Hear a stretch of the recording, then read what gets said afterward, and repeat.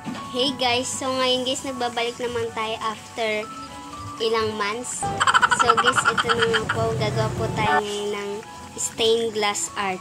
Gawa sa illustration board. So guys, ito nga po pala ang ating mga materialis na gagamitin sa ating paggawa ng stained glass art. So guys, simulan na po natin.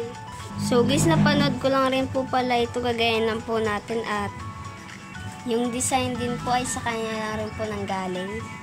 Kaya, gawin na po natin. Guys, ikakat nga po natin ng ating tracing printed paper.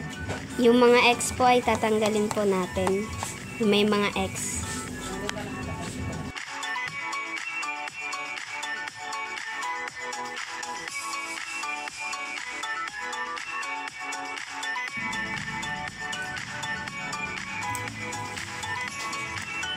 At ang next natin gagawin ay iti-trace naman natin siya.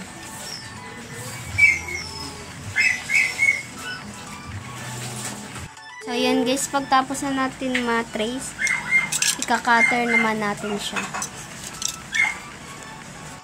So yan guys, tapos na natin makat to at ang next naman ay kailangan nyo nang gumupit ng mga piraso dito sa mga malalaking to. Dahil konti lang naman ang gagamitin natin. Kaya, dikit na natin sa loob yan. Let's go! Ayan guys, didikit na natin. I-glue na po natin yan. At yan, nadikit na.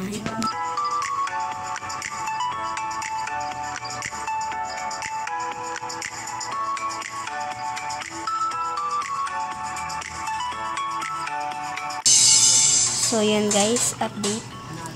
Isa na lang ang ilalagay natin dyan sa gitna.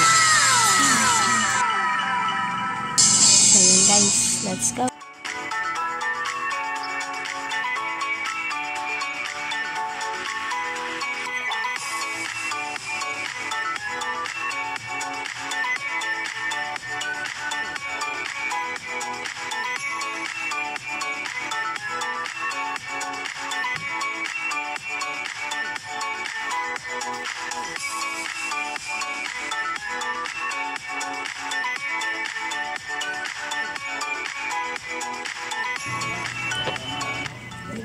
So, yun guys, didikit na po natin to.